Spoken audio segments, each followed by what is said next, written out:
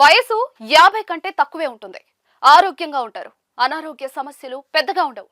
కానీ ఉన్నట్లుండి కుప్పకూలిపోవటం, ఆస్పత్రికి తరలించే లోపే మరణించే ఉదంతాలు ఇటీవల కాలంలో ఎక్కువగా కనిపిస్తూ ఉన్నాయి. ఇలాంటి పరిస్థితులు తలెత్తే వారిలో చాలా మంది మద్యం సేవించడం, సిగరెట్లు కాల్చడం, ఊబకాయం, తీవ్రమైన ఒత్తిడి, ఆందోళన లేకున్నా కూడా హఠాన్ మరణానికి గురవుతున్న వైనం వెనుకున్న అసలు కారణం ఏంటి అన్నది కొంతకాలంగా ప్రశ్నగా మారింది. ఇదే సమయంలో ఇలాంటి పరిస్థితులు కరోనా టీకా కారణంగా జరుగుతున్నాయన్న ప్రచారం సాగుతోంది. ఈ సందేహాలకు ఎయిమ్స్ వైద్యులు తాజాగా నిర్వహించిన ఒక రిపోర్ట్లో సమాధానమిచ్చారు. కోవిడ్ వ్యాక్సిన్ కారణంగా ఆకస్మిక మరణాలు చోటు చేసుకుంటున్నాయన్న అనుమానాలు ఉత్తవేనని, వాటికి ఎలాంటి ఆధారాలు లేవని స్పష్టం చేస్తూ ఉన్నారు. Burden of sudden death in young adults, A 1-year observation study at a tertiary care centre in India పేరుతో నిర్వహించిన అధ్యయన ఫలితాలు ఇటీవల Indian journal of medical research లో పబ్లిష్ అయ్యాయి.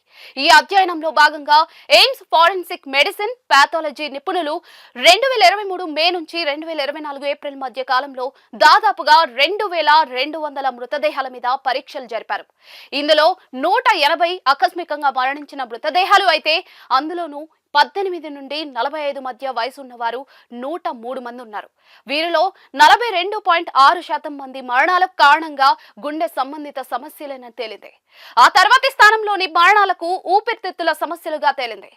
ఈ హఠాన్ మరణాల సంఖ్య స్త్రీలతో పోలిస్తే పురుషుల్లో 5 రెట్లు ఎక్కువగా ఉంటాయని తేలింది. అంతేకాదు, ఇలాంటి మరణాల్లో వారం మధ్యలో కంటే వారాంతంలోనే ఎక్కువగా ఉన్నట్లుగా కనిపిస్తూ ఉన్నాయి. గుండె జబ్బుతో హఠాత్తుగా చనిపోతున్న చాలా మందిలో ధమనుల్లో కొవ్వు పెరిగిపోవడాన్ని గుర్తించారు.